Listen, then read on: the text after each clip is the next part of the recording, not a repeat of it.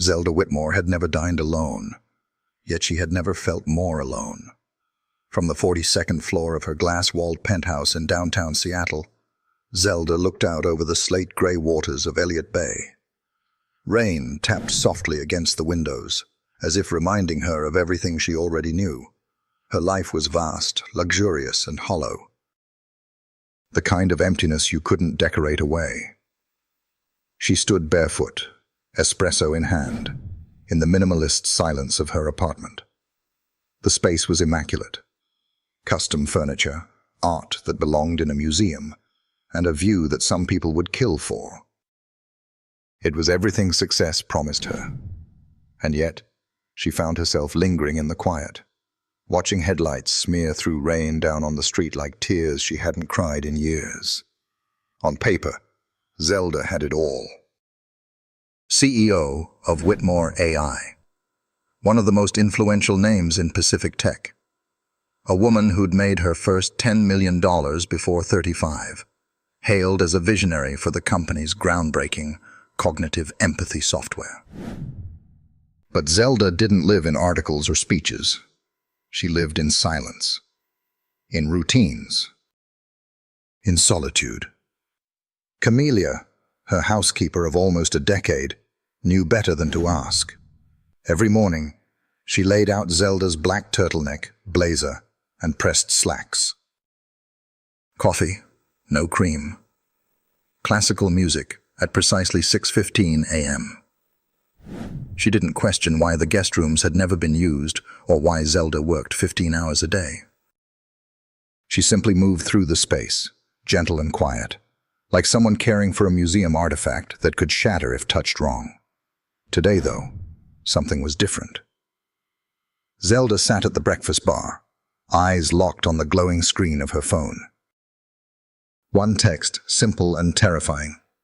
Luis Navarro, looking forward to dinner next Friday. Carmen and I can't wait to meet your fiancé. She reread it 3 times. Fiancé. The word hung in the air like a threat. Luis was no ordinary investor.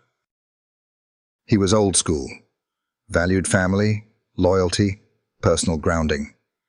His investment in Whitmore AI was conditional.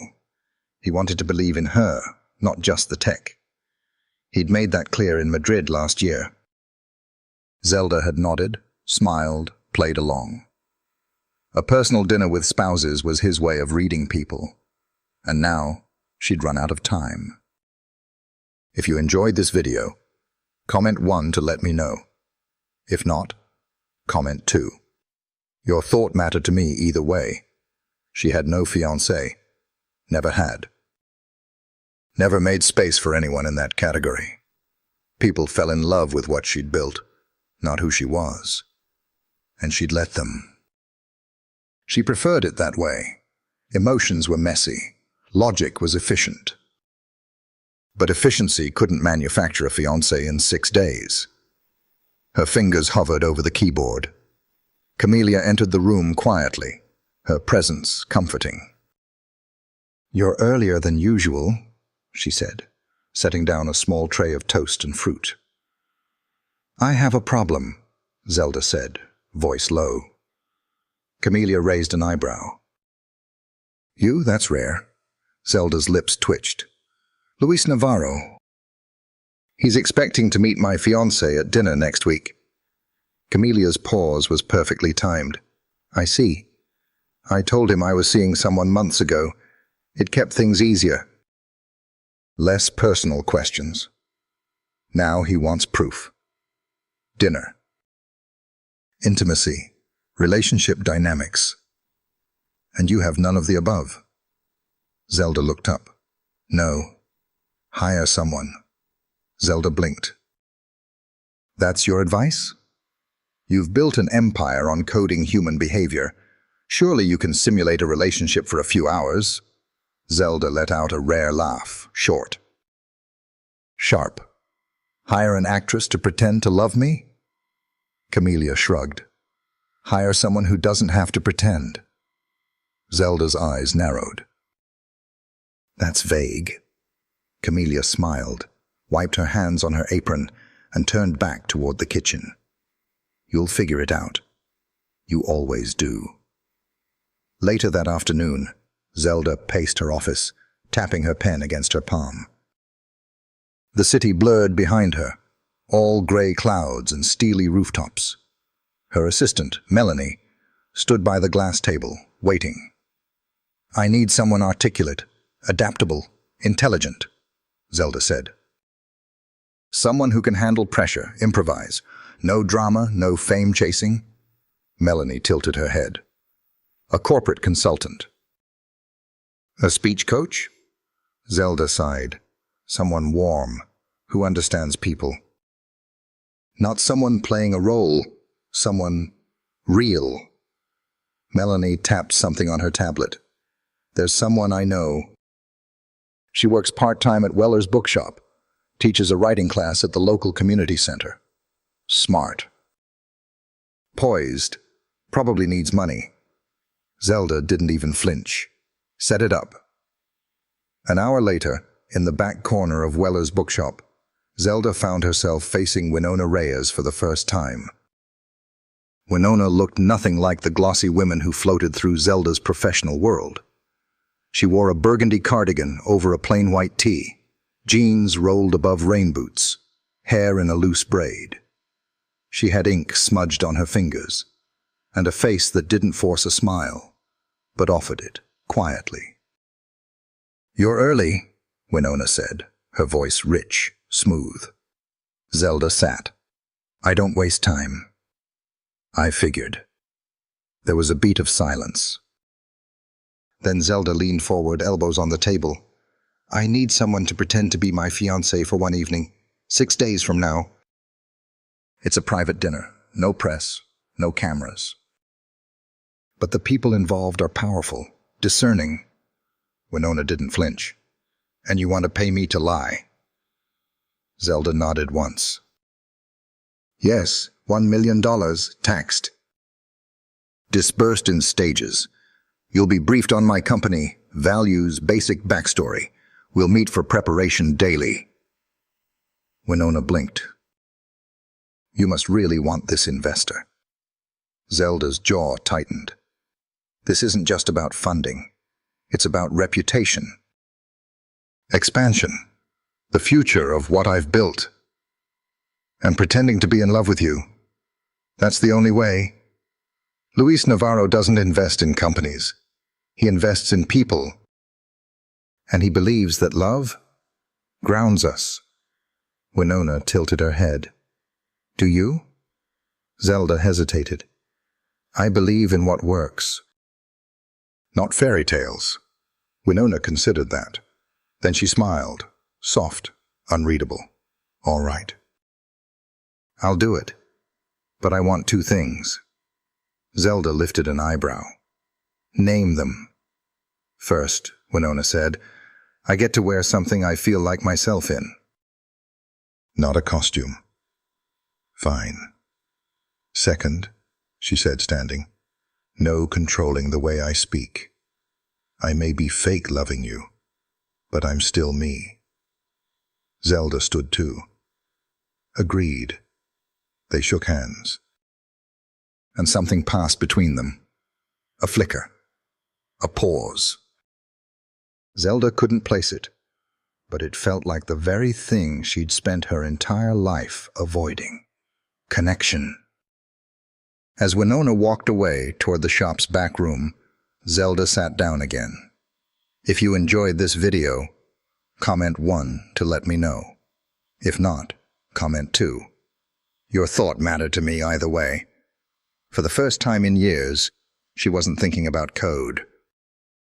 She was thinking about a woman with ink-stained fingers and a voice like poetry. And for reasons she couldn't explain, she felt afraid. Not of failure, but of feeling something she couldn't control. Rain pressed softly against the windows of Whitmore Tower as Zelda sat across from Winona for their second meeting, this time in the private lounge on the top floor of her headquarters. Floor-to-ceiling glass framed the city skyline in muted grays and golds. The space was pristine, sleek, just like everything Zelda curated in her life. Yet at that moment, it felt exposed, vulnerable. Winona sat with one leg crossed over the other, nursing a cup of green tea Zelda's assistant had brought in minutes earlier. She wore a soft navy blue blouse tucked into high-waisted slacks, effortlessly poised, as if she belonged there, and didn't care whether Zelda thought so or not. "I've been thinking," Winona began, eyes fixed on the skyline. "If I'm going to pretend to be in love with you, I need to know who I'm supposed to be in love with." Zelda leaned back slowly. "You've read my file." Winona turned toward her, eyebrow arched. "A resume is not a person." A pause. Zelda's gaze didn't waver. "Then ask." Winona held the moment a little longer before setting her cup down. "Why did you lie to Luis Navarro about having a fiancé in the first place?" Zelda exhaled, measured and quiet. "Because being alone raises questions. People assume instability, or worse, emotional incompetence." "Is it true?" Zelda's lips tightened, but she didn't answer. Winona didn't push. Instead, she reached into her leather satchel and pulled out a small notebook filled with scribbled notes and sketches. "If I'm going to sell this, sell us, I need to understand your voice. Your rhythms, your tells." "You think I have tells?" "Everyone does." Zelda studied her. There was something disarming about Winona's directness. Not rude, just honest. The kind of honesty that scraped a little too close to the bone. Zelda stood and walked over to the window, her reflection barely visible in the glass. "I built Whitmore AI on precision, on human insight without the mess of emotion. But Luis believes that love reveals character. He won't invest in someone who doesn't have roots." Winona stood too, stepping closer. "And you thought a fake relationship would solve that?" Zelda turned to face her. It was a calculated decision. "Was it?" Their eyes locked. Zelda didn't answer. A soft knock broke the silence. Camellia stepped into the lounge, a folder in her hand. "Your schedule for the evening, Miss Whitmore." She handed the folder to Zelda, but cast a curious glance toward Winona. "This is Winona Reyes," Zelda said without hesitation. "She's helping with next week's meeting." Camelia's smile was knowing, gentle, but not passive. "Lovely to meet you, Miss Reyes." "Ms. Whitmore doesn't bring many guests up here," Winona smiled back. "She doesn't strike me as the guest-bringing type." Camelia's eyes flicked between them, reading the air like a seasoned novelist. Then, with a polite nod, she disappeared down the hallway. Zelda looked at Winona. "She thinks it's real." Winona's voice softened. "Maybe it could be, if you let it feel that way." The silence between them shifted, no longer tense, but charged. Later that evening, Zelda walked Winona out to the private car that waited in the building's courtyard. The rain had faded into mist, the air damp and cool. Winona pulled her coat tighter and looked up at the towering building behind them.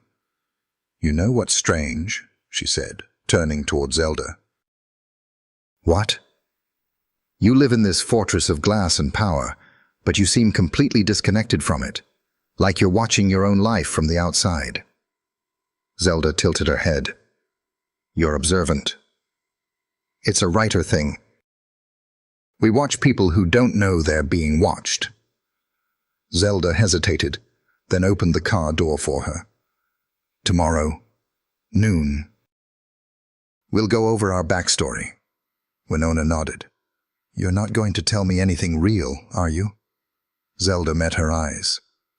"What makes you think you deserve anything real, a beat?" Then Winona smiled, stepping into the car. "I don't, but I'm not the one asking someone to fake love me." The door closed with a quiet click, and the car pulled away.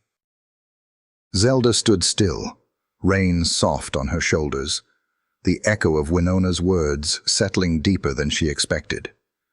Inside, she returned to her office, but the files and data on her desk blurred. She opened her laptop and stared at the photos her assistant had compiled. Photos meant to craft the illusion of a shared history with Winona. Trips they never took, smiles that never happened, warmth that never existed. It was all fake. And yet, something about Winona didn't feel fake at all. Camellia returned quietly to tidy up the lounge. She paused at the door and watched Zelda for a moment. "You don't let people get close, Zelda, but she already is." Zelda didn't look up.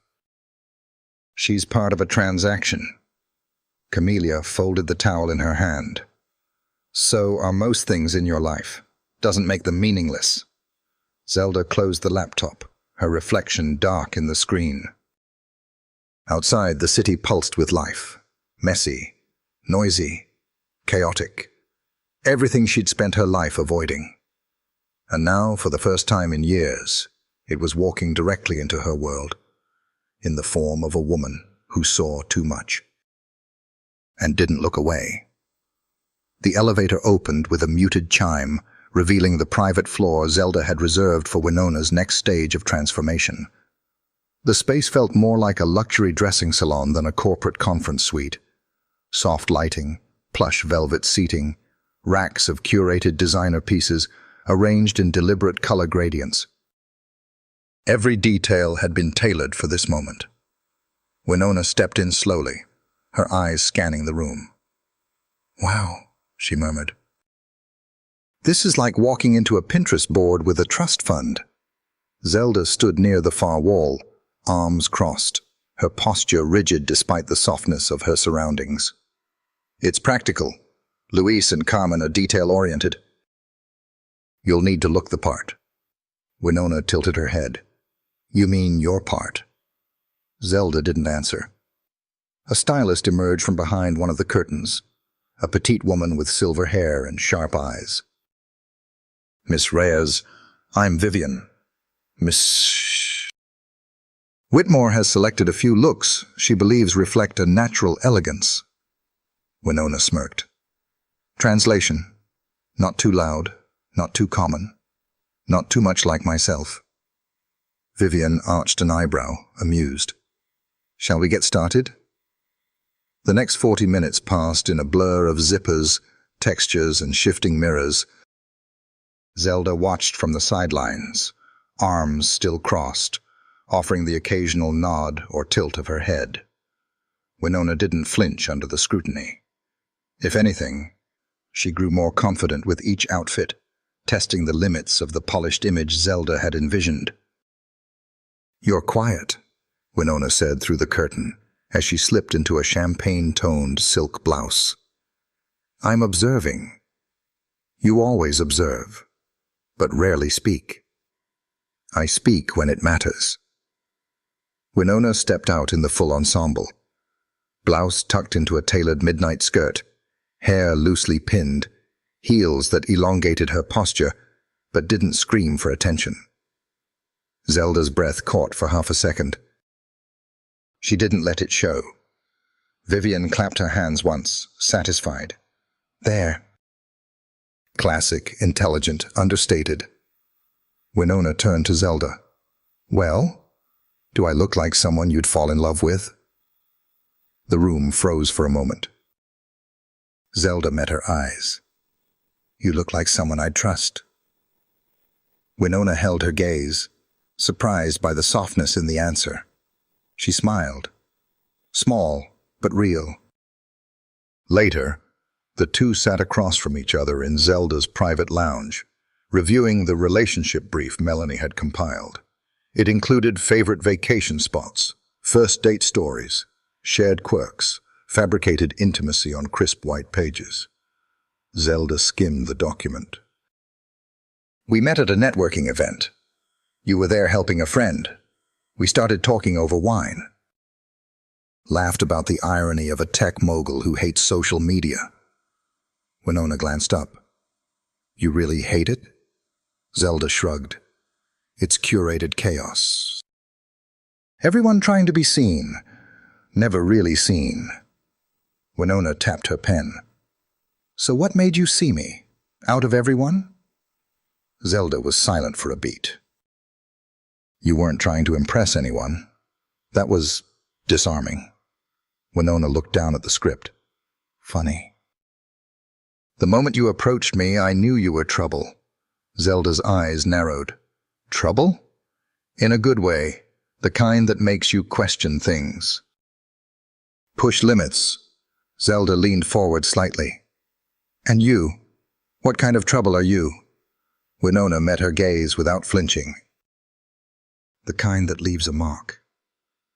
A pause stretched between them, tension low and slow, like a cello string being pulled. Before anything more could form, Camellia entered with tea and a tray of lemon scones. She moved gracefully, placing the items down with practiced hands. Would you like me to close the door? She asked. Yes, Zelda replied, her voice quieter than usual. Once Camellia left, Winona picked up a scone and broke it in half. You know, you don't smile much. Zelda looked up. Is that a requirement for fake love? Winona's tone softened. No. But it helps sell the illusion. Zelda gave a small, almost imperceptible smile. Noted. They spent the next hour rehearsing their backstory. How they met, their first weekend getaway to Whidbey Island, the poem Zelda had written for Winona's birthday, which didn't exist. But something shifted when they reached the section labeled Shared Values. Family, Zelda read aloud, pausing. How important is that to you? Winona's voice grew quiet. It's everything. My brother Elijah, he's my entire world. I've worked double shifts for 5 years just to keep him in school. Zelda's expression softened, barely. And you? Winona asked. Any family? Zelda's hands stilled. Not anymore. Not the kind that calls on holidays. The air between them changed again, less sharp, more exposed. Winona set her pen down. Can I ask something not in the script? Zelda nodded once. Why haven't you let anyone in before this? Zelda's eyes didn't move from the page. Because intimacy is risk. Risk opens the door to chaos. And chaos ruins things. Winona leaned forward, elbows on the table. Or maybe it's the only thing that makes things worth building. Zelda looked up at her, and for a moment her mask slipped. Just a fraction. Enough for Winona to see the woman beneath the empire. Before the moment could stretch too far, Zelda stood. That's enough for today. Winona rose as well, gathering her notebook. You know, for someone who doesn't believe in fairy tales, you've built quite the castle. Zelda walked her to the elevator, but said nothing. The doors opened with a soft hum. Winona stepped inside, then turned. Just be careful. People who live in castles usually forget how to let anyone through the gates. Zelda didn't move, didn't blink. The doors slid shut. And in the silence that followed, Zelda stood in her designer fortress, hearing words that felt more honest than anything money had ever bought her. Something inside her stirred. Something that sounded a lot like fear. The restaurant sat perched on the edge of the sound, a glass-encased jewel overlooking the gray shimmer of Seattle's evening waters. Candlelight flickered off the wine glasses, and every surface gleamed under the soft hum of instrumental jazz. It wasn't just any dinner. It was the dinner. Zelda adjusted her cufflinks in the car's reflection before stepping out. Every line of her black suit was razor clean, controlled, intentional. Her image, just like everything she built, was perfectly measured. But inside something flickered, something she hadn't felt in a long time. Winona emerged behind her, and the noise of the world seemed to soften. She wore an emerald green dress with long sleeves that hugged her with quiet confidence. Her hair was swept back simply, exposing the curve of her neck, her expression calm, but not distant. She didn't pretend to belong here. She decided she did. Zelda turned to her. "Ready?" Winona gave a small nod. "You tell me, do I look like a woman madly in love with the Queen of AI?" Zelda paused, then said quietly, "Yes." "But try not to steal the entire room." They walked through the front doors together. Luis Navarro was already seated at the back of the private dining room, next to his wife, Carmen. He rose as they approached, his smile wide, posture proud. Carmen, in a cream silk shawl, stood too, offering a hand with effortless grace. "Zelda," Luis greeted, "you are always on time. A rare thing these days." Zelda shook his hand. "Luis, Carmen, this is Winona Reyes." Winona stepped forward. "It's truly a pleasure. I've heard wonderful things." Luis chuckled. "Only the good, I hope." Winona smiled. "The charming, the exacting, and the kind, which I hear is a rare trio." Carmen laughed gently. "I already like her." They took their seats. Zelda tried not to notice the way Winona's presence changed the air. Her calm wasn't performative. It was magnetic.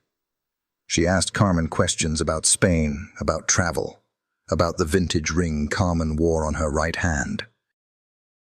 And Carmen responded like an old friend, unfolding, relaxing, warming. Zelda knew the playbook. Impress with intellect, speak in metrics, project stability. But this wasn't strategy. This was something else. Luis turned to Zelda between courses. "So tell me, how did you two meet?" Zelda opened her mouth, but Winona beat her to it. "She found me first," Winona said, reaching for her wine. "At a networking event I didn't belong at.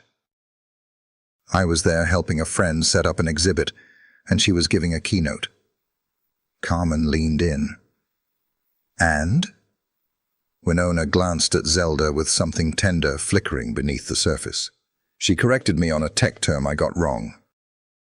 "I thought she was insufferable." Luis laughed heartily. "Sounds like Zelda." "But," Winona continued, softer now, "she stayed, talked to me for over an hour." "About how she built her company, yes, but also about quiet things. Books, the ocean. Her fear of being irrelevant in 10 years. Zelda's fork paused midair. That wasn't part of the script. Luis's expression shifted. Less entertained, more intrigued. "She told you that?" he asked. Winona nodded. Not in so many words. But it was there, underneath the numbers. Zelda said nothing. She felt like she was standing outside herself, watching a version of her being exposed, and not knowing whether to pull away or let it happen. Carmen tilted her head. "What about you, Winona? What do you do when you're not charming tech royalty?" Winona smiled. "I teach creative writing, and I work part-time at Weller's bookshop." Luis brightened. "A teacher? That explains your voice." Zelda glanced sideways. "Her voice?" Luis nodded. "There's a rhythm to it. Gentle but precise, like someone who knows how to land a sentence." Winona blushed faintly, and Zelda caught herself staring. Not analyzing. Not studying, just seeing her. Dessert came and went. Conversation turned to business, to projections, to ethical AI. Winona sat back, sipping tea, only chiming in when asked.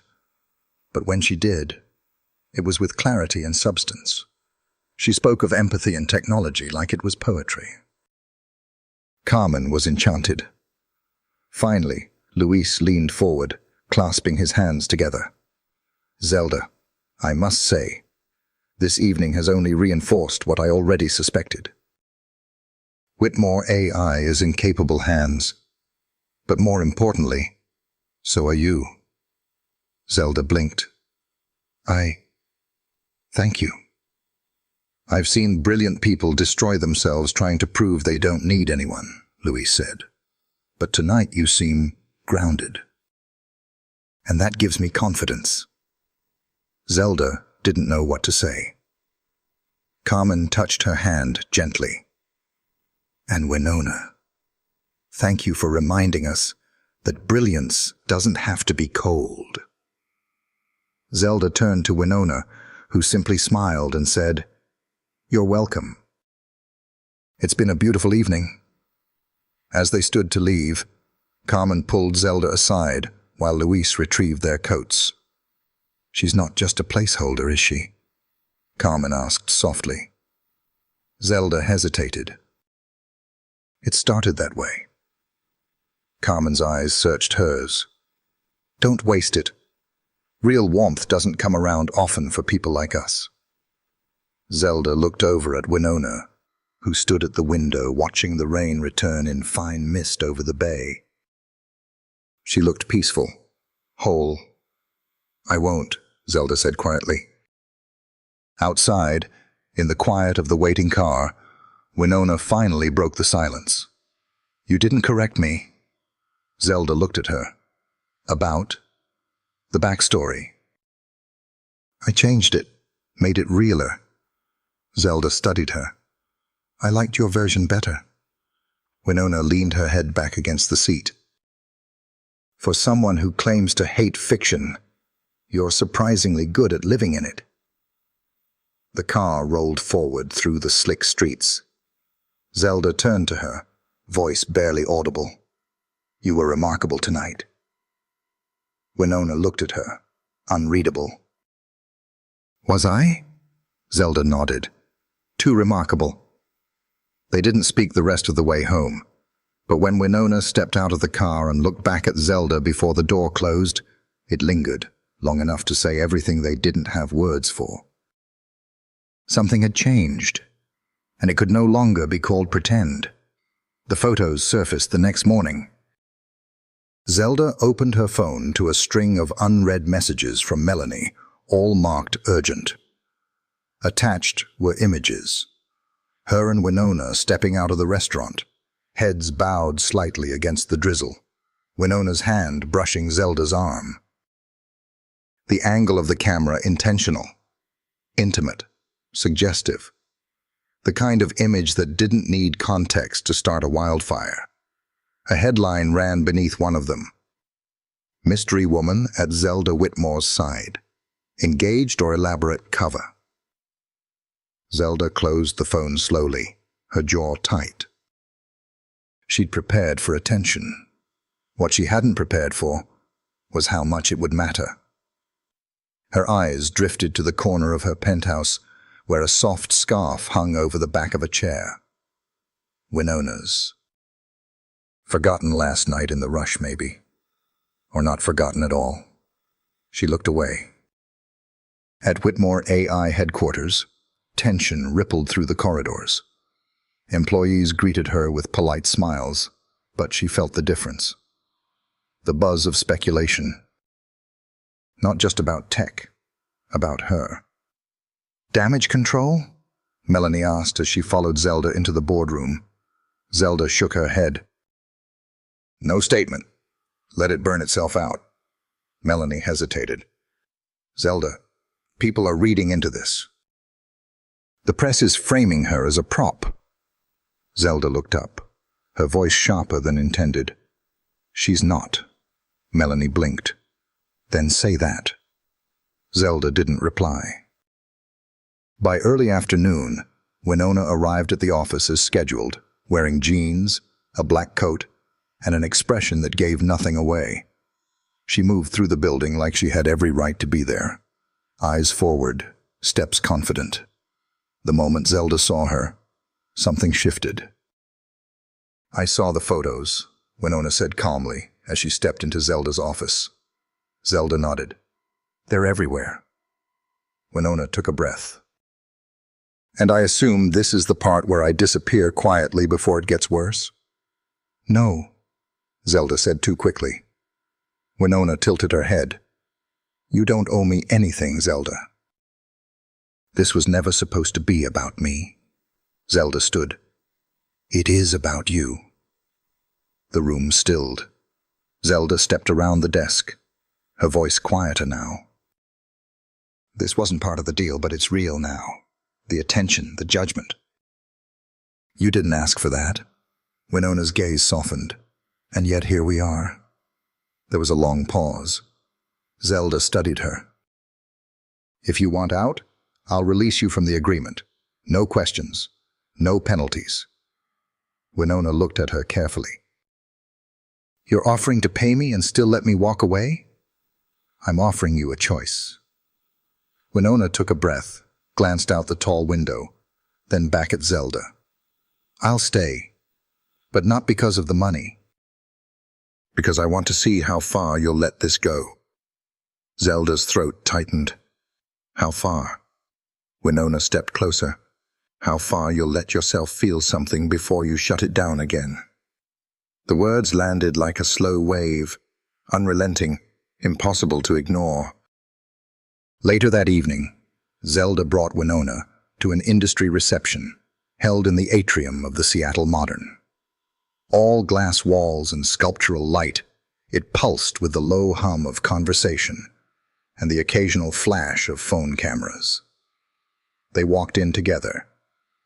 Zelda in an ivory pantsuit, Winona in midnight blue, her hair pinned back in soft waves. The crowd turned, colleagues approached, investors smiled. Compliments were exchanged, but not everyone was charmed. Harper Lenz, CEO of a rival AI firm, approached with 2 champagne flutes and a grin too polished to trust. "Well, well," she said, handing one glass to Zelda. "You've been busy." Zelda's voice was smooth. "I usually am." Harper glanced at Winona. "And this must be the new face of Whitmore AI's moral compass, the mysterious muse." Winona smiled gently. "Muse is a lovely word." "Better than the ones I've heard today." Harper raised an eyebrow. "Oh? And what have you heard? That I'm fake?" "Bought. A storyline." Zelda's voice came low and measured. "Watch the line, Harper." But Winona held up a hand. "It's fine." She looked at Harper, her expression calm but deliberate. "Let me make this clear. I'm not here because I fit a mold. I'm here because I challenge it, and because someone in this room believed I could." Harper's smile faltered. Winona stepped closer, her voice soft but unflinching. "And if that threatens you, maybe it's not me you should be questioning." Harper blinked, gave a tight smile, and walked away. Zelda stood silent, watching her. "You didn't need to do that," she said finally. Winona turned to her. "I did, because I'm not ashamed of standing next to you. Even if the world doesn't get it." Zelda didn't speak for a moment. Then quietly, almost under her breath, "I'm not ashamed either." They moved through the rest of the evening together, closer now. Not in scripted ways, but instinctive ones. Winona's hand brushing Zelda's back as they passed through a crowd. Zelda offering a drink without asking what she wanted. After the event, in the private car heading back toward the city, Zelda stared out the window, then spoke without turning. "When you defended me back there, it felt like the ground shifted." Winona looked at her. "Good or bad?" "Both." Zelda turned to face her fully. "I've spent years being in control. People respect me because I don't falter. I don't reveal. But with you, Winona waited. With you, I forget how to hold it all so tightly. Winona's voice was low. Maybe that's the point. Zelda looked at her. Really looked. You're not a storyline, she said. You're the only thing that feels unscripted. And for a brief second, Winona's face broke. Something unguarded, vulnerable, flickering in her eyes like light through leaves. She reached over, gently rested her hand on Zelda's. Neither pulled away. Outside, the city shimmered, endless and open. Inside the car, silence stretched. Not empty, but full. And this time, it wasn't pretend. The morning after the reception, Zelda stood in the center of her penthouse kitchen, untouched espresso cooling beside her, phone glowing with fresh notifications she didn't want to read. Something about last night wouldn't let go of her. The touch of Winona's hand over hers, the weight of that silence. It hadn't been strategy. It hadn't been part of the script. And that, more than anything, terrified her. Camellia moved quietly through the space, drying wine glasses from the evening before. Her glance was casual but not unknowing. Didn't sleep? She asked, without looking up. Zelda didn't answer right away. No. Camellia set a glass down. You've been different since she came into your life. Softer. Maybe even human. Zelda turned. Is that supposed to be a compliment? It's supposed to be the truth. Zelda exhaled, steady but strained. The line between real and pretend is getting blurry. Camellia finally looked at her. Then maybe stop trying to redraw it. Later that afternoon, Winona arrived at the tower for a scheduled strategy session. She wore an oversized coat and carried her notebook as usual, but her eyes carried something quieter. She stepped into Zelda's office and paused at the doorway. You look like you've been in your head all day, she said gently. I've been in someone's, Zelda replied, gesturing to a design model glowing on her screen. AI empathy interface. Reading human tone, inferring emotion from silence. Winona walked over and studied the screen. And how's that working for you? Not well, Zelda murmured. They sat on opposite sides of the sleek desk, but the space between them didn't feel so wide anymore. I wanted to ask you something, Winona said after a pause. Zelda looked up. Winona's voice lowered. Are you going to tell Luis the truth after the deal closes? Zelda's expression didn't shift. Is that what you think I'm planning? Winona leaned forward. I think you're scared of what this would mean if it wasn't an arrangement anymore. Zelda held her gaze. And what would it mean? Winona's eyes didn't waver. It would mean risking the part of yourself you've kept locked away. The part that's still bleeding. Zelda looked away for the first time. Winona watched her, then softened. I know what it's like to keep love out because it didn't work before. But pretending you don't want it doesn't make you invincible. It just makes you lonely. Zelda stood, the weight in her chest sharp and silent. She walked to the floor-to-ceiling window and placed her palm against the cool glass. I haven't told you everything, she said, voice low. There's a part of this that wasn't in the contract. Winona waited, her voice a whisper. Then tell me. I told Luis I had a fiancée 6 months ago. Out of convenience. I thought it would buy me time, shield me from scrutiny, but he believed it. Carmen believed it. They wanted to meet her. They wanted to see humanity in me. Zelda paused. I didn't expect you. I didn't expect this. Winona stood, walking toward her. You think that makes you cruel? Or dishonest? She asked. Zelda didn't answer. Winona stepped beside her, their shoulders nearly touching. "It just makes you human, Zelda, which is the one thing you've spent your whole life trying not to be." Zelda turned her head slightly. "What happens when this deal is over?" "That depends," Winona said softly. "On what? On whether you still want to hide behind the deal, or step past it." Their eyes met, and for a moment, nothing else existed. But then the door opened, too quickly. Melanie stood there, awkward and urgent. "Sorry, Ms. Navarro is here." She asked for a private moment with Winona. Zelda blinked. "Carmen?" "Yes." She said she didn't want to go through official channels. Winona glanced at Zelda, unsure. Zelda's jaw flexed. "Let her in."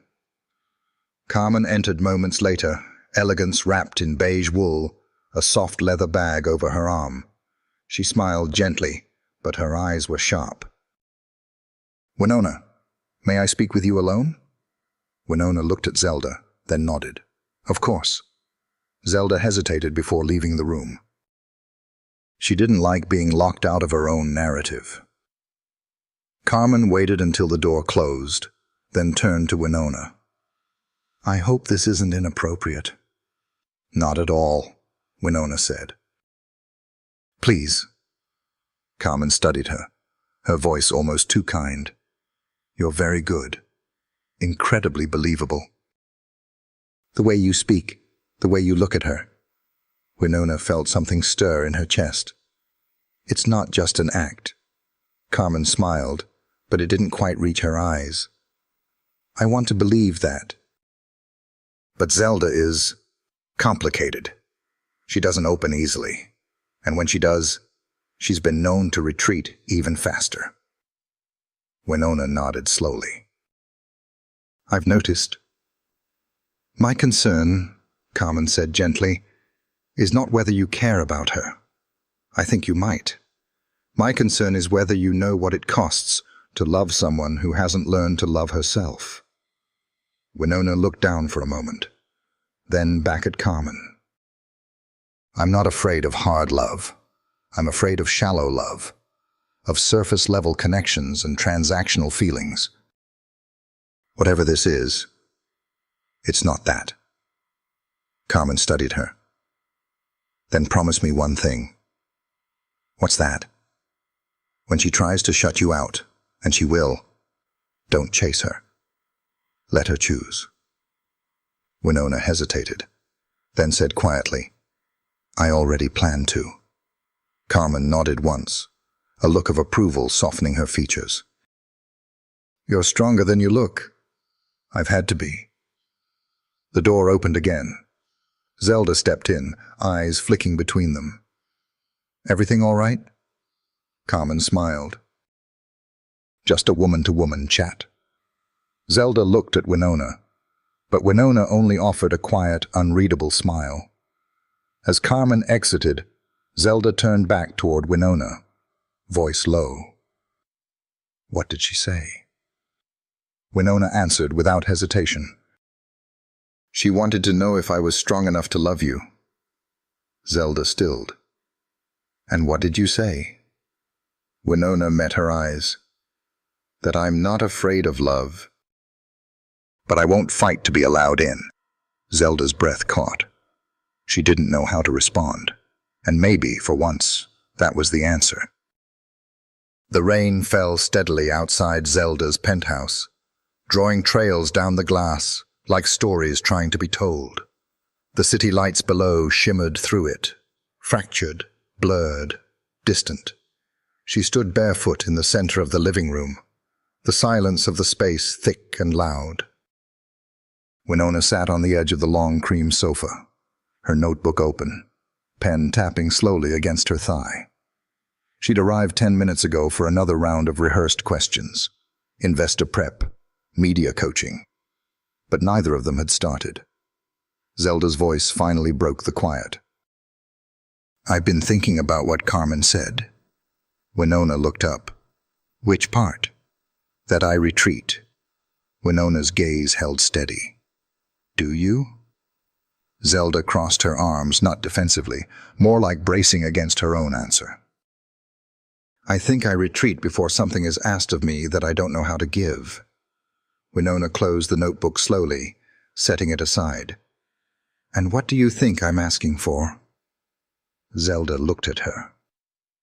Everything. Winona's expression didn't change, but her voice came softer. I'm asking for honesty, not perfection. Zelda walked to the bookshelf, fingers grazing the spines. I told myself I didn't need connection, that I could build something meaningful without being known, that success would make the emptiness feel full. She paused, then turned to face her. But last night, when you said you wouldn't fight to be let in, that terrified me more than anything else in the last 10 years. Winona stood, slow and careful, like she didn't want to spook whatever truth was surfacing. You've spent your whole life protecting the parts of you that were hurt, she said. But love doesn't require you to stop being afraid. It just asks you to stop running from it. Zelda looked at her. Her face was still composed, but there was a crack forming, hairline and raw. I used to write, she said suddenly. Winona blinked. You? Zelda nodded once. Before Whitmore. Before I buried myself in systems and architecture and code. I wrote short fiction, stories about things I didn't understand but wanted to believe in. Winona's voice softened. What made you stop? Zelda's eyes dropped. A woman. Her name was Tessa. Winona's breath caught, but she stayed silent. She loved the version of me that created, not the version that built empires. When the company started taking off, I changed. She said I lost my softness. Zelda's throat tightened. She left. And the worst part is, I understood why. Winona stepped closer. That's not weakness, Zelda. That's grief. I told myself I'd never let anyone else become essential, Zelda whispered, because losing them felt like dying, and I needed to stay alive, even if it meant being alone. Winona didn't speak. Instead, she moved to the bookshelf and pulled out a small leather-bound journal wedged between technical tomes. She opened it gently, eyes scanning the page, then turned it so Zelda could see. Inside, the writing was Zelda's, soft, slanted. Personal, a short story, half-finished, about a woman who built machines to simulate feelings because she'd forgotten how to feel her own. Zelda stepped back instinctively. You kept it, she said, voice barely above a whisper. I found it last week, Winona admitted. Camellia let me into the office when you were running late. I wasn't snooping. I just felt something in it. Like a piece of you didn't know was still here. Zelda sat down, suddenly exhausted by the weight of her own history. I haven't read that in years. Winona knelt in front of her, journal still open. It's not just code that makes you who you are. It's this too, this voice, this ache. This hope. Zelda looked at her, voice breaking. What if I don't know how to be both? Winona didn't look away. Then let me help you learn. There it was again, that silence. Not empty, not heavy, just still whole. Like standing in the eye of a storm. Zelda reached out slowly, her fingers brushing against Winona's cheek, hesitant at first, then resting there. I don't know what this is, Zelda said. It doesn't have to be defined yet, Winona whispered. Zelda's eyes searched hers. But it feels like something I'm not ready to lose. Winona placed her hand over Zelda's. Then don't. Their foreheads touched, breath mingling in the quiet. It wasn't a kiss, not yet. But it was everything that came just before. The breath, the decision, the terrifying surrender of letting someone all the way in. A soft knock pulled them apart. Camellia stood at the edge of the hall, eyes gentle but alert. "Sorry, Melanie's downstairs. Says she has news you should hear right away." Zelda stood slowly, her voice firming. "Tell her to come up." As Camellia disappeared, Zelda turned back to Winona, her tone shifting slightly. "We're not done here." Winona's smile was quiet. "I know." Moments later, Melanie stepped into the room, tablet in hand, concern written across her face. "I just got word," she said. "A tech blog is going live tonight with an exposé. They've uncovered details about your personal arrangement. Someone leaked fragments of the contract." Zelda's spine stiffened. "What fragments?" "Enough to suggest this started as a transaction." Zelda didn't move, but the heat behind her eyes was sudden and sharp. "They're running it under the headline, 'Whitmore's Love Algorithm, Fabricated Fiancé.'" The words echoed. Cold, clinical, accusatory.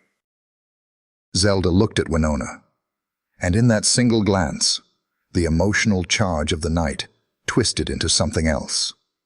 Not distance, but danger. Something was about to shift, and this time it wasn't under their control. By morning, it had spread like wildfire.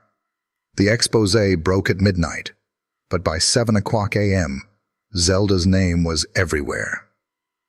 "Love for Hire Scandal Rocks Whitmore AI," read the headline on one of the more restrained outlets.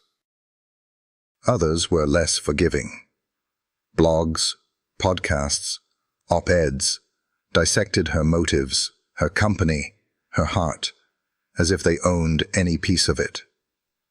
In her office, the windows offered their usual view, Seattle waking beneath a sheet of low clouds. But today, Zelda couldn't look at it.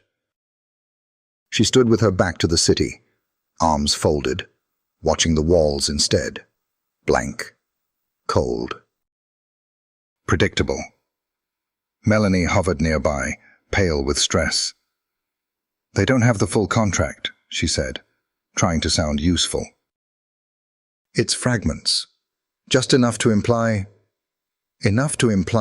I faked a relationship to manipulate investors," Zelda finished flatly. Melanie nodded, then hesitated. "Luis hasn't called." Zelda turned. "He will." The door opened gently behind them. Camellia. "She's here," Camellia said softly. Zelda didn't need to ask who. Winona stepped into the room without hesitation, wrapped in a rain-speckled coat, hair damp at the edges. Her eyes were steady, but something behind them flickered. Not fear, not anger, restraint. They stood across from each other, the silence sharp, unforgiving. "You've seen it," Zelda said. Winona nodded. "Yes." Zelda waited for blame, for heat, for questions that would rip through everything fragile between them. But Winona only asked, "How bad is it going to get?" Zelda moved slowly behind her desk. "They'll dig. They'll spin it. It'll hurt the company. Maybe stall the Navarro deal." "And me?" Zelda's jaw clenched. "They'll come for you hardest." Winona absorbed the blow without flinching. "Because I'm the one who doesn't belong." Zelda didn't answer. Winona's voice dropped, not accusing, just real. "You didn't protect me." Zelda's fingers tightened around the edge of the desk. "I didn't think it would go public." "That's not the point." Winona stepped closer. "You knew what this was costing me. And you still let me walk into it without armor." Zelda's throat tightened. "I didn't ask for this to be real." Winona blinked, something sharp in her chest cracking. "No." But it became real anyway. Their eyes locked.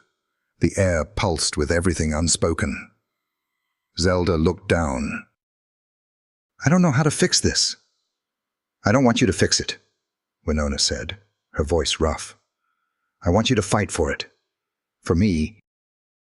For us. Not as a PR move, not because Luis Navarro's watching. But because I'm standing right here, and I need to know I'm not invisible to you." Zelda's silence was a canyon. Then, "I see you," she said, voice barely audible. "But I don't know how to be the person you deserve." Winona stepped back. "Then maybe I was right from the start. Maybe I was just part of the script." She turned to leave. Zelda flinched.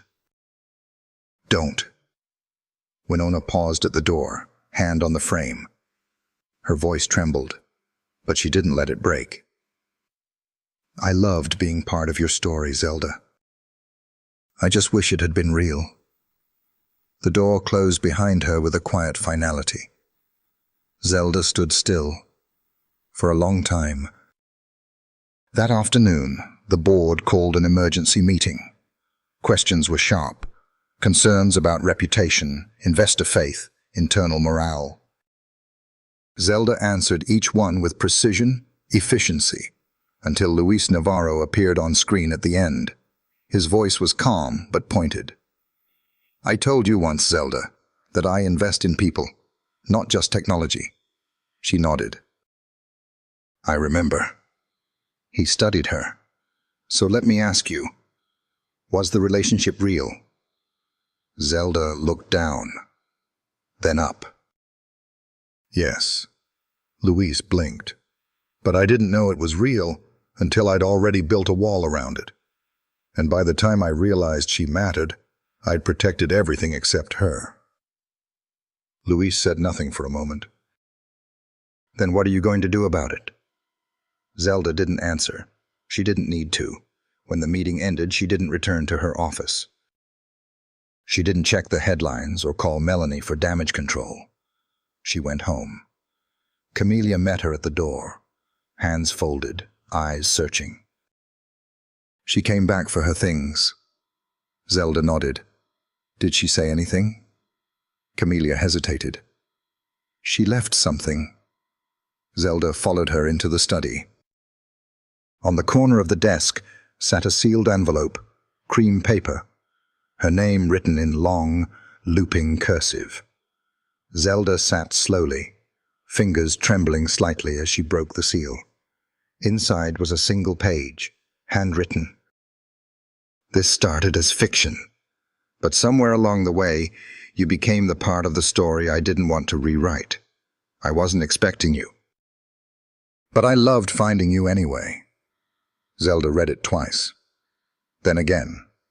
She folded the note carefully, held it against her chest, and closed her eyes. The city pulsed outside, chaotic, loud, alive. And for the first time, Zelda wasn't watching it from behind glass. She was feeling it. All of it. The weekend air on Whidbey Island carried a kind of stillness that didn't exist in cities. It moved through the tall evergreens, rustled the wild grass along the edge of the bluff, and hummed gently through the open windows of the quiet cottage Zelda hadn't visited in years. It had once been a retreat, a place to think, to design, to disappear. But now it was something else. A refuge not from the world, but from herself. She stood barefoot on the wraparound porch, fingers wrapped around a mug of untouched tea, eyes fixed on the slate-blue horizon. Below, waves rolled against the rocks in a rhythm older than memory. Behind her, the screen door creaked. Camellia stepped out with a folded blanket draped over one arm. "It's getting cold." Zelda nodded but didn't move. Camellia watched her a moment, then offered the blanket. "I didn't think you'd come out here again." "I wasn't going to," Zelda murmured. But everything in the city felt heavy. "You didn't run," Camellia said quietly. "You paused." "That's different." Zelda's voice was soft. She left. Camellia leaned against the porch railing. She didn't leave because of the contract. Zelda turned slightly. Then why? Because she wanted to be chosen, not tolerated, not protected. Just seen. Zelda's silence said everything. Camellia placed the blanket beside her and turned to go, pausing at the door. You have a gift, Zelda. You see systems, connections, patterns. But love isn't a pattern to solve. It's a risk to take. Zelda didn't reply. Not then. Instead, she sat down, wrapped the blanket around her shoulders, and listened to the sea until the stars began to rise. 3 days passed. She didn't check the news. She didn't return to the city. She wrote, though, not code, not press releases, but pages of unfiltered words in a journal long untouched. She wrote about Winona's voice, the way her laugh tilted slightly upward at the end like punctuation. She wrote about the moment she first realized she was falling, and how hard it was to admit that falling wasn't the same as failing. And she wrote a letter. Not an email. Not a text, a letter. It was short. And honest. Which made it the most terrifying thing she'd written in years. On Monday morning, she returned to Seattle. Winona was back at Weller's bookshop, the quiet corner where fiction still held the weight of truth. She was restocking a table of new arrivals when the envelope arrived. Hand-delivered, no return address, only her name on the front. She opened it at the register, hands trembling slightly. You once said I'd forgotten how to let anyone in. You were right, but I haven't stopped thinking about what it would mean to try. I'm not asking you to forgive what I didn't say. I'm asking if you'll meet me where the story left off. No scripts. Just us. Zelda. Winona read it again, then once more. That evening, as the last hint of twilight slipped behind the skyline, Winona stepped into the marble lobby of Whitmore Tower. She wore her raincoat, boots still damp from the walk, a folded piece of paper clutched in one hand. Zelda waited for her near the glass elevators, dressed in a charcoal gray sweater, hair softer than usual, eyes unreadable. Neither spoke as they ascended. Inside the penthouse, nothing had changed, and yet everything had. Zelda motioned for her to sit. Winona did. Then slowly she unfolded the paper she had brought. It wasn't a letter. It was a printed copy of her short story, the one Zelda had read weeks ago, tucked into her notebook. But this version had been edited, expanded, finished. Zelda reached for it, eyes scanning the new ending. The protagonist didn't choose safety. She chose honesty, not because it guaranteed love, but because it was the only way to live in it. Zelda looked up, throat tight. Winona's voice barely broke the quiet. You don't have to promise anything. I'm not here for answers. I'm here because I still want to be. Zelda stepped forward slowly. I was afraid that if I let you love me, I'd have to admit I needed you, she said. And needing someone felt like surrender. Winona rose. Then maybe surrender isn't the end. Maybe it's where the story actually begins. Zelda's eyes stung, and finally, she let herself lean in. Not with certainty, not with performance, but with the full weight of everything she was still learning to carry. Their foreheads touched, breath mingling, a moment suspended between heartbreak and healing. And this time, when they kissed, it wasn't careful. It wasn't part of the plan. It was the answer to every question they hadn't known how to ask. A week passed, and the world did what it always did. Moved on. The exposé lost traction. Public attention veered toward the next controversy, the next shiny disaster. Investors returned with cautious optimism. And Whitmore AI stabilized, but Zelda hadn't. Not entirely. She had Winona now, yes. But love didn't erase habits. It only exposed them. Tonight, Zelda stood in the center of her conference room, floor-to-ceiling glass reflecting the blue glow of presentation slides, numbers, charts, stability, her comfort zone. She was preparing for the biggest pitch since the scandal broke, a re-entry into trust. Winona watched from the doorway, arms crossed, notebook hugged to her chest. "You don't have to be perfect, you know," she said softly. Zelda didn't turn. "I do in that room." "No," Winona replied. "You just have to be honest."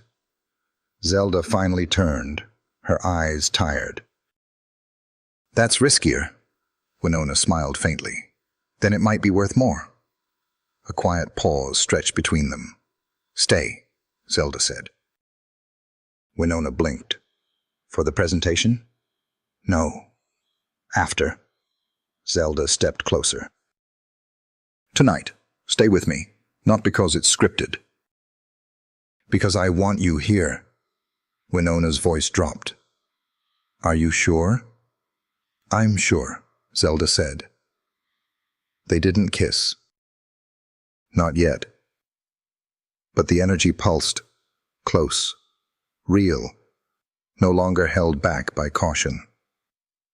That night, after the presentation and the small, polite applause that followed, Zelda and Winona returned to the penthouse. It rained softly outside, a familiar rhythm. Winona curled up on the velvet sofa in one of Zelda's oversized sweaters, legs tucked beneath her. Zelda joined her with a glass of wine, not to impress, but to share. Winona looked around the space. "It's strange." "What is?" "This place. It's so beautiful, so curated. But it never felt lived in until now." Zelda glanced at her. "And now?"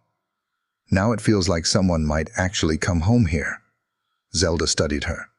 "Do you feel like home?" Winona met her eyes. "Sometimes, when you let me." Zelda leaned her head back, exhaling deeply. "You're braver than I thought." "I'm not brave," Winona said. "I just stopped pretending love was supposed to be easy." The silence between them was soft, healing. Then, Zelda's phone buzzed on the table. She ignored it. Winona raised an eyebrow. "Important?" Zelda shook her head. "Not tonight." But the screen lit again, this time with Melanie's name and a short message. "He's here." Zelda frowned. "Luis Navarro. He's downstairs." Winona sat up. "Now?" Zelda nodded slowly.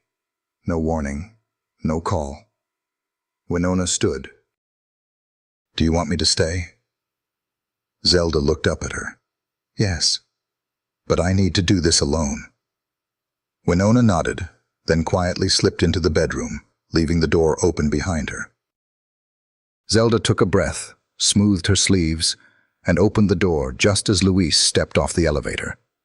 He wore a long, dark coat, no entourage, no performance. Just quiet certainty.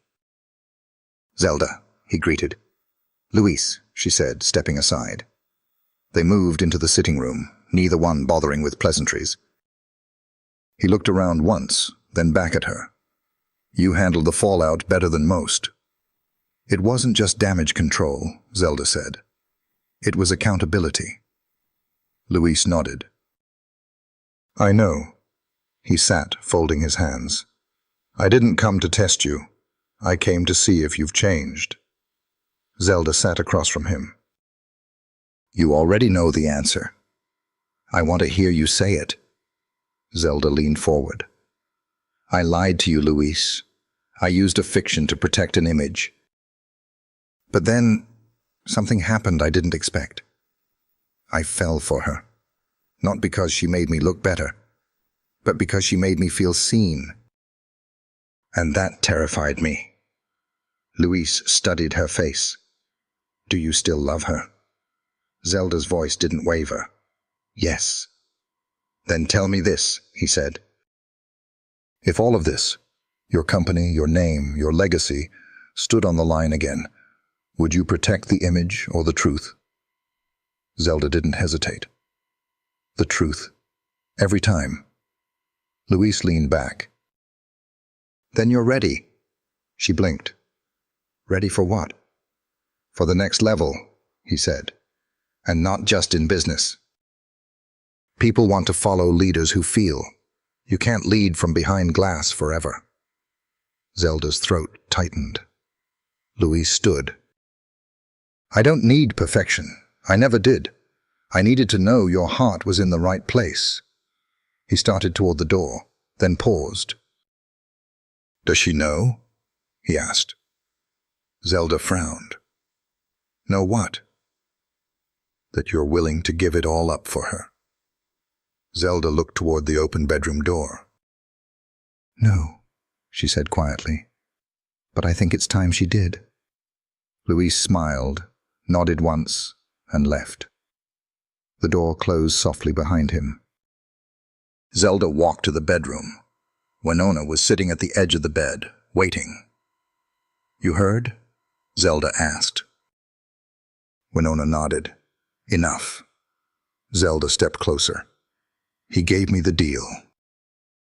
But that's not why I'm standing here. Why are you?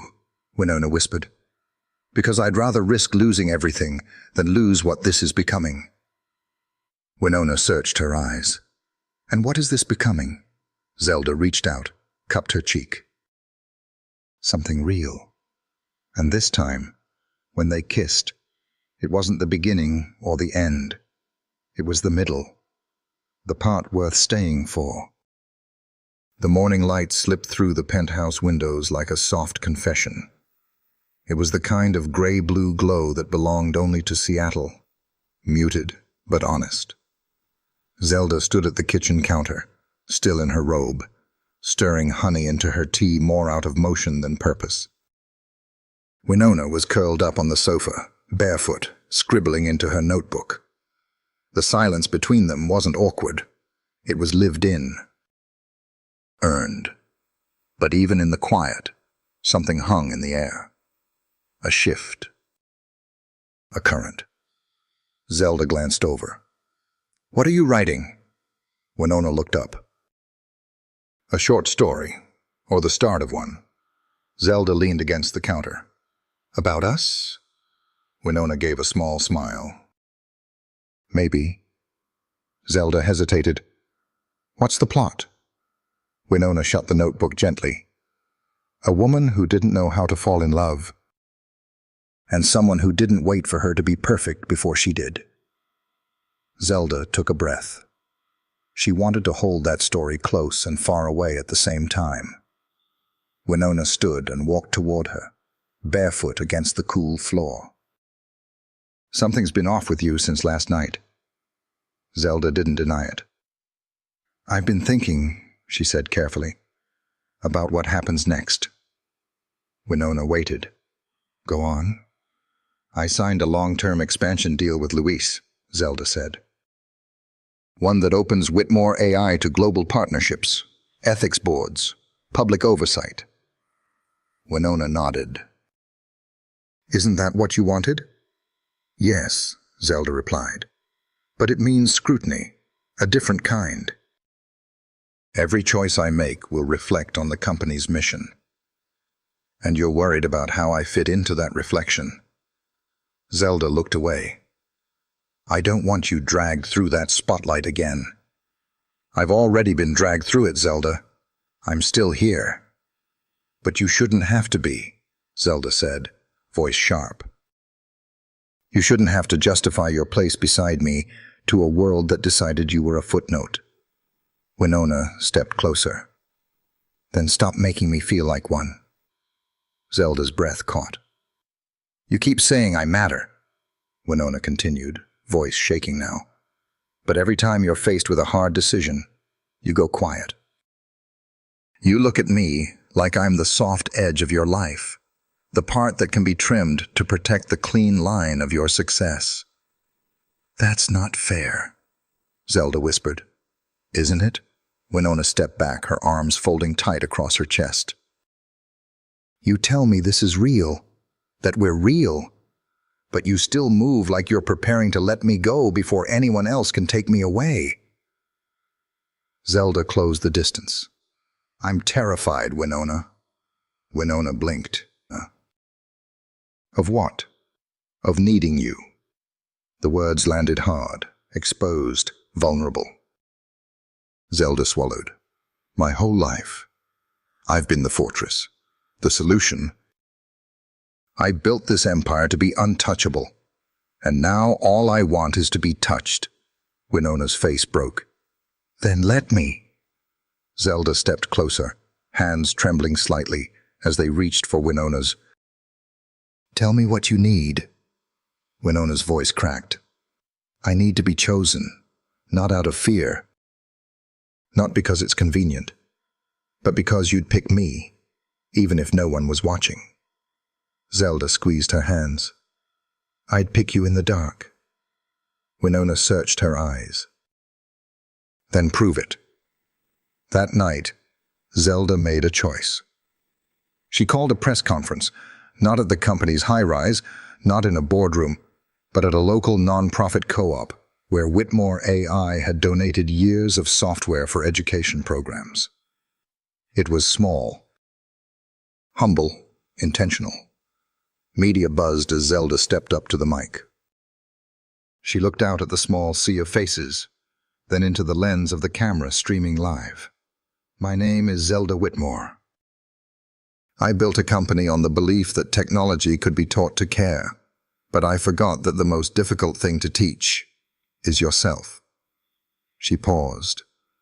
I made a personal choice that became public. And while the reasons for that choice began as business, they didn't stay that way. I met someone who showed me that real connection isn't programmable. It's earned. Fought for. Risked.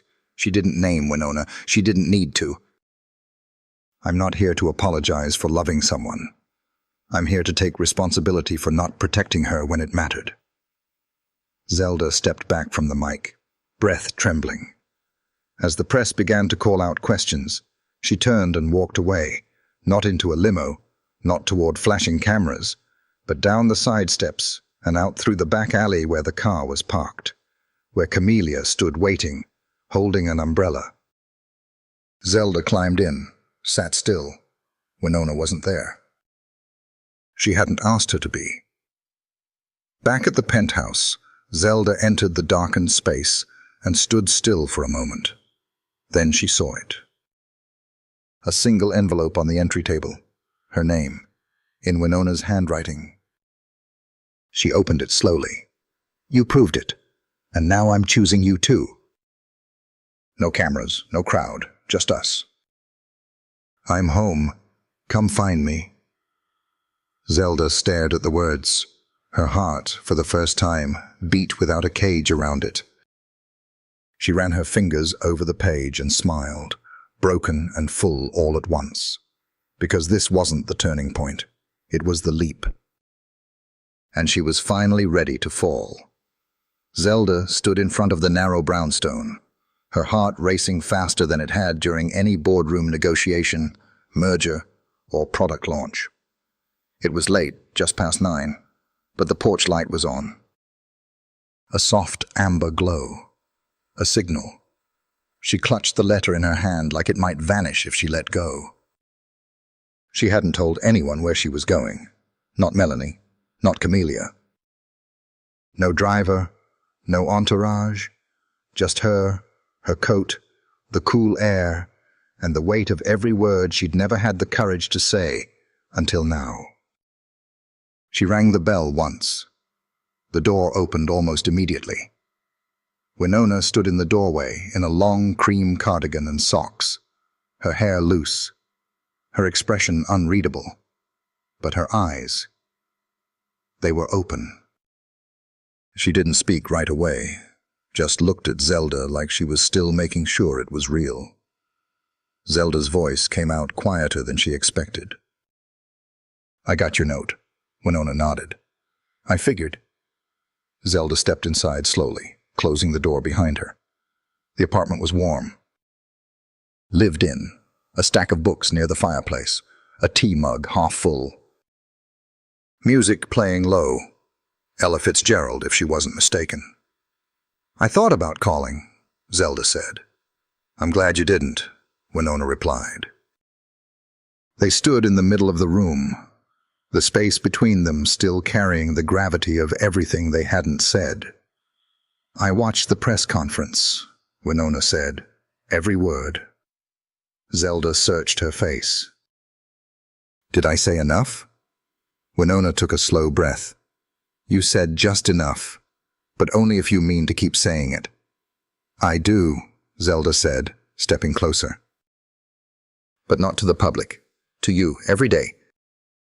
If you'll let me." Winona looked down, then up. "This isn't going to be easy. You still disappear when things get heavy." "I know," Zelda said. "But I'm learning not to. I want to be someone who stays." Winona took a step forward. "Even when it's quiet." "Ordinary," Zelda smiled gently. "Especially then." They stood so close now, breath warming the air between them. Winona's voice dropped.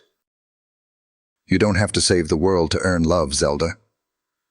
"I don't want to save the world," Zelda said, brushing a strand of hair from Winona's cheek. "I want to build one with you." Winona exhaled, her chest rising with something both terrifying and safe. "Then come in." She led her into the living room, where the fire crackled gently. Zelda sat, unsure at first, her posture still too composed.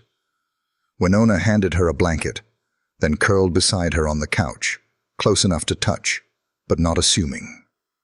There was a pause, thick, emotional.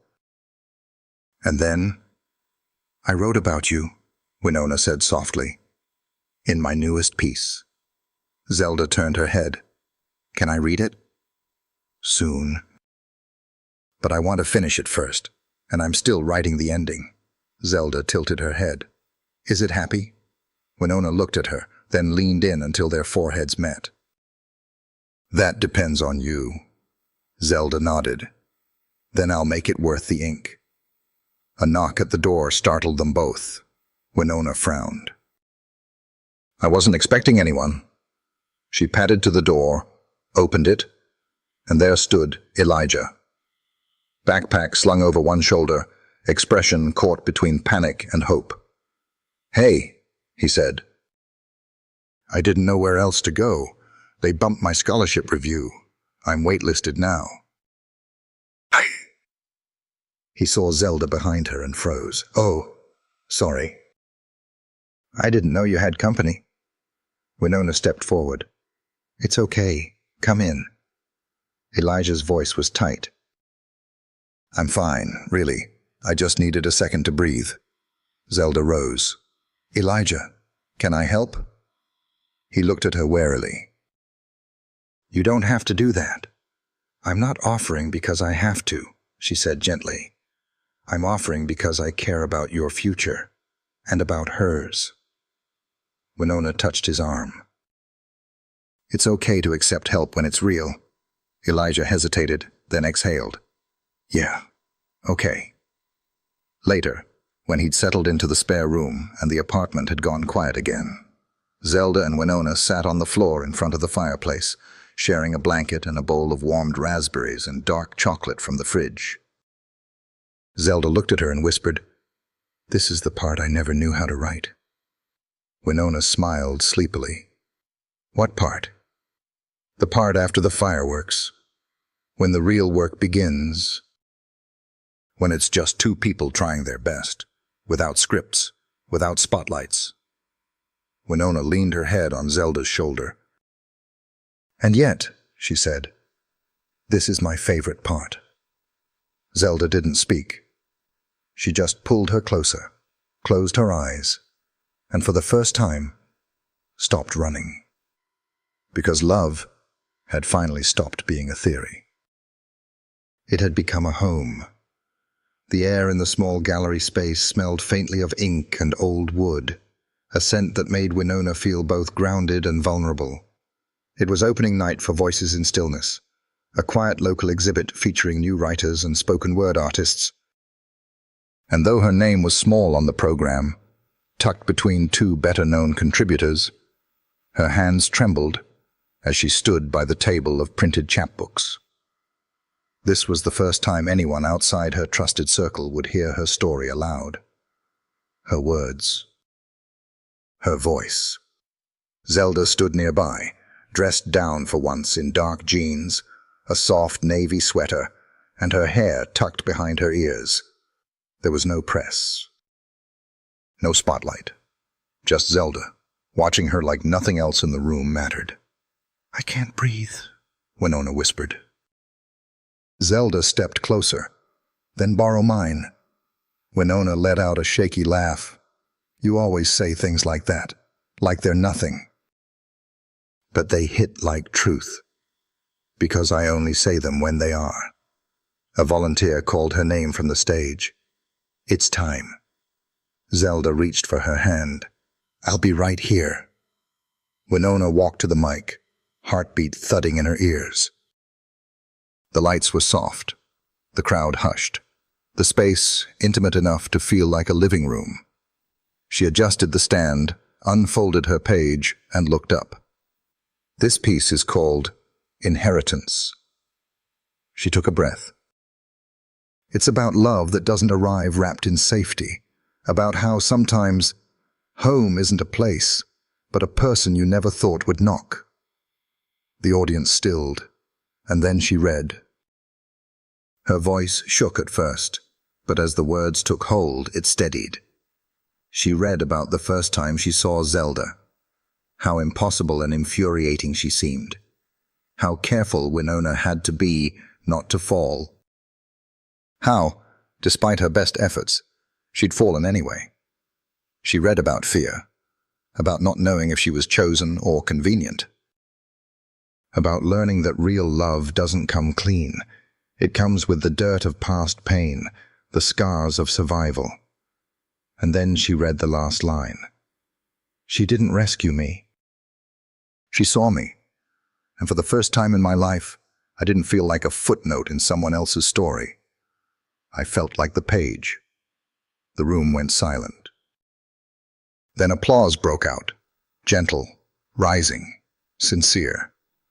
Winona's eyes found Zelda's in the crowd, and something clicked into place. Not performance. Not approval, but something far deeper. Zelda looked undone. Later, outside beneath the amber streetlights, Zelda pulled her into a long, quiet hug. "You wrote about me," she murmured. "I wrote about us," Winona corrected, her breath warm against Zelda's collarbone. "But mostly I wrote to remember that I lived it." Zelda pulled back, eyes glassy. "You said you weren't brave, but you stood there, exposed. You let them see you." Winona touched her chest lightly. "You made it safe enough for me to try." They walked back toward the car, hands intertwined, unhurried. Inside, Zelda sat still for a moment before turning to her.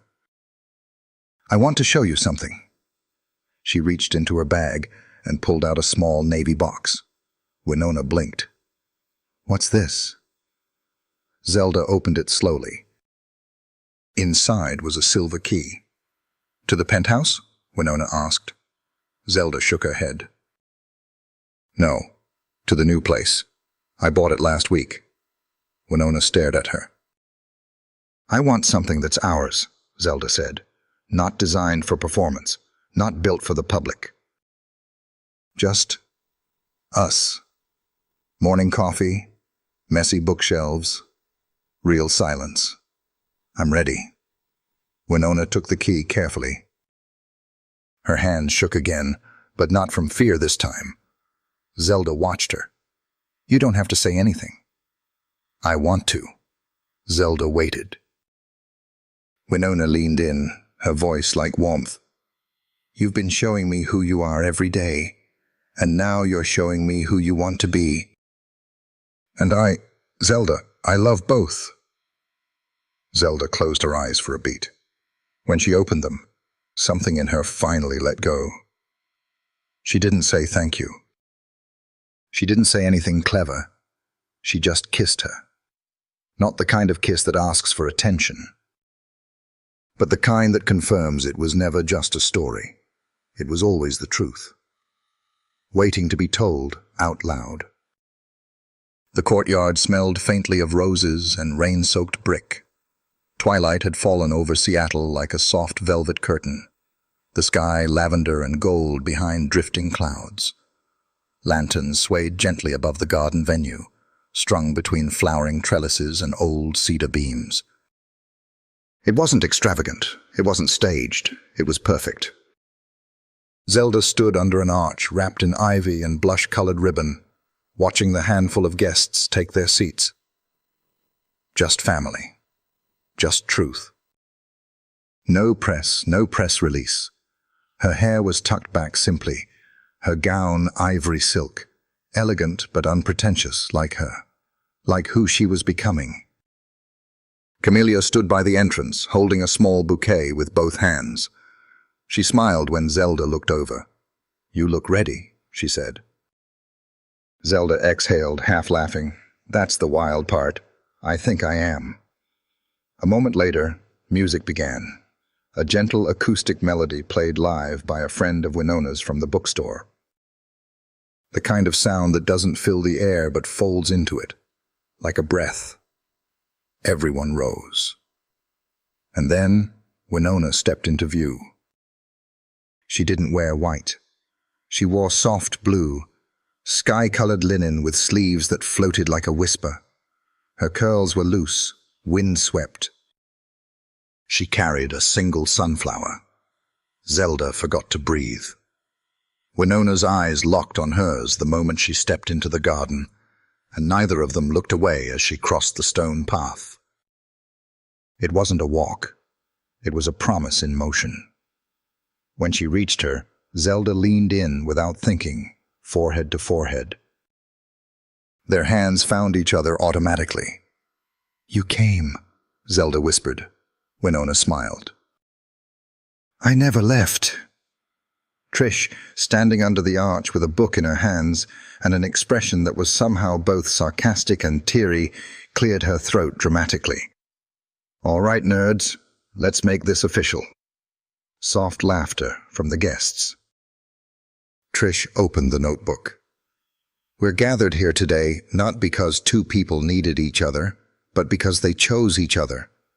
Over distance, over doubt, over every stupid reason they thought love might not work." She looked at Zelda.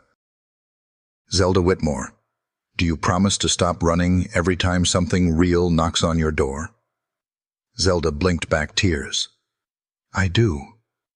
"And Winona Reyes, do you promise to keep writing your truth, even when it's messy, even when it scares you, even when someone powerful loves you enough to try to edit the ending?" Winona laughed, then nodded. "I do." Trish closed the book. "Then, by the power vested in me by the internet and a $49 online certificate, I now pronounce you two officially real." More laughter, more tears. Zelda and Winona kissed as the garden folded into applause. Later, as the sun dipped lower and the lanterns began to glow golden against the dark, Zelda pulled Winona aside near the back of the courtyard where a small table stood waiting. On it sat a single book, leather-bound, unassuming. Zelda picked it up and handed it to her. Winona frowned, curious. She opened the first page. Inside, in Zelda's own handwriting, was a dedication. "To the woman who reminded me that the most beautiful systems are built with feeling, not code. To the only fiction that ever became my truth." Winona looked up, her eyes wet. "Zelda, is this A collection of your stories, Zelda said. The ones you let me read. The ones I asked Camellia to scan. The ones you wrote in margins. I published them, independently. Under your name. Full creative control. Winona pressed a hand to her chest. You published my words. Zelda smiled. You gave me yours first.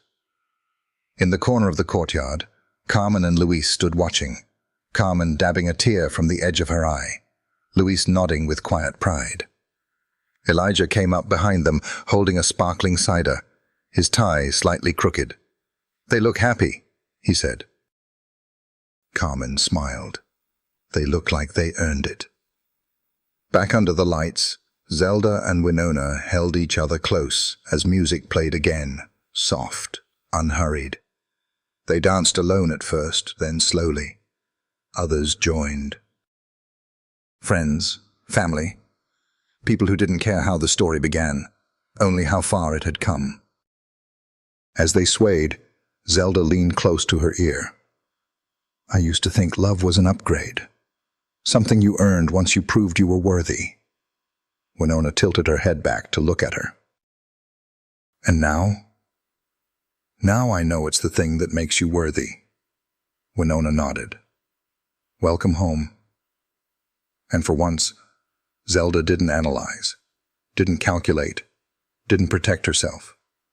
She just held on and let the night wrap around them, like the life they'd chosen, fully and without reservation. The wind whispered through the tall cedar trees just beyond the backyard, carrying with it the scent of early spring.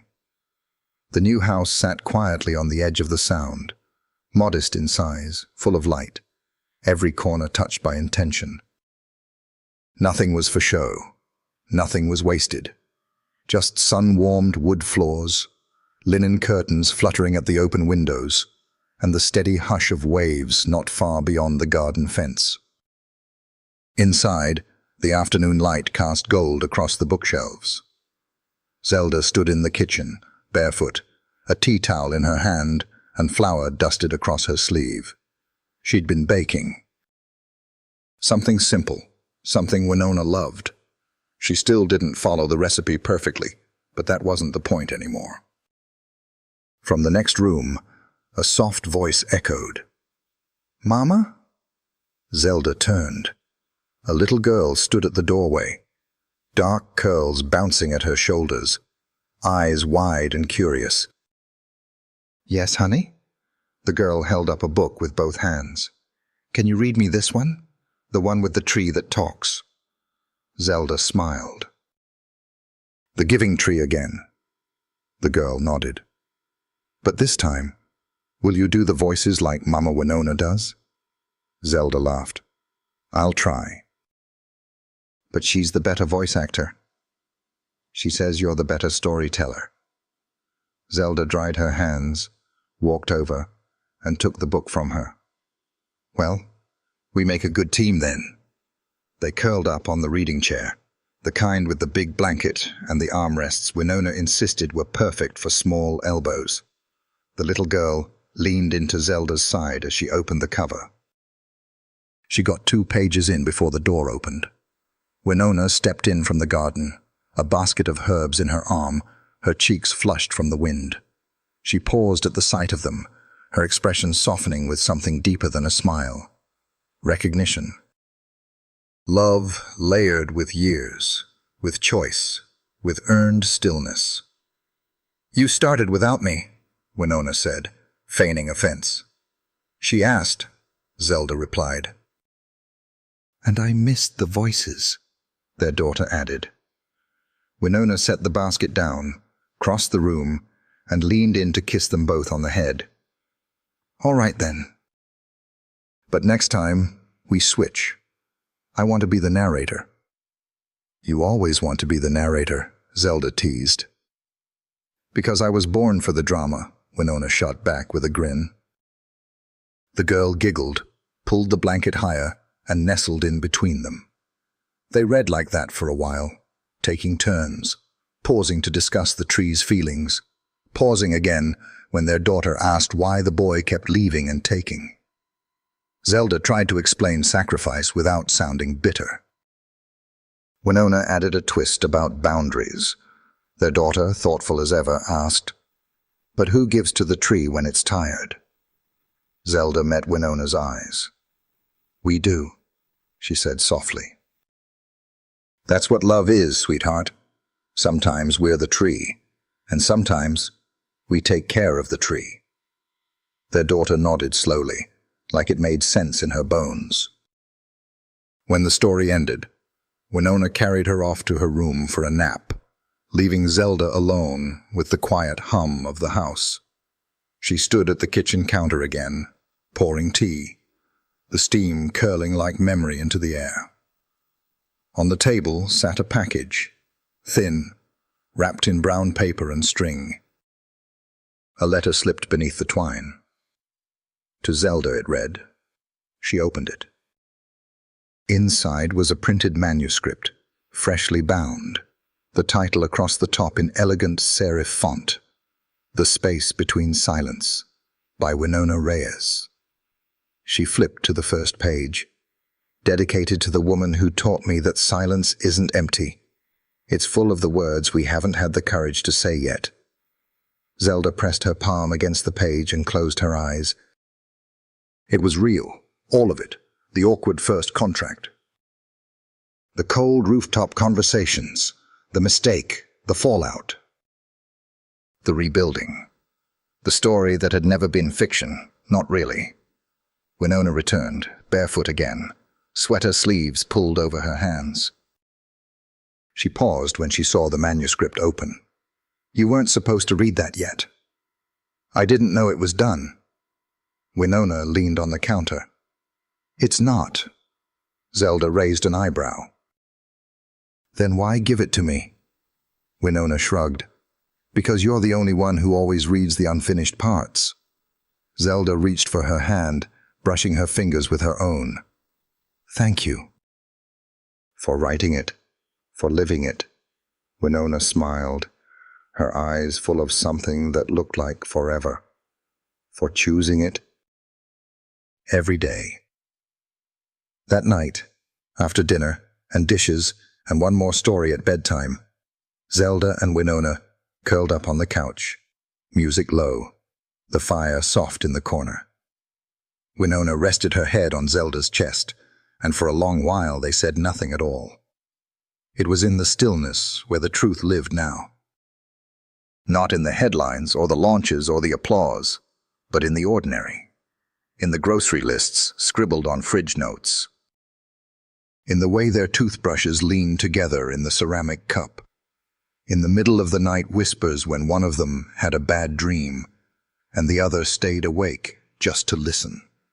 Zelda had once built a world of glass and precision.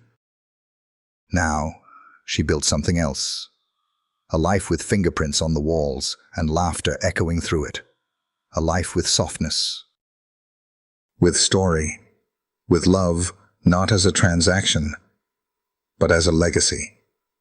And when she finally drifted off to sleep that night, with Winona's hand in hers, she dreamed not of what she had built, but of what she'd finally let herself belong to.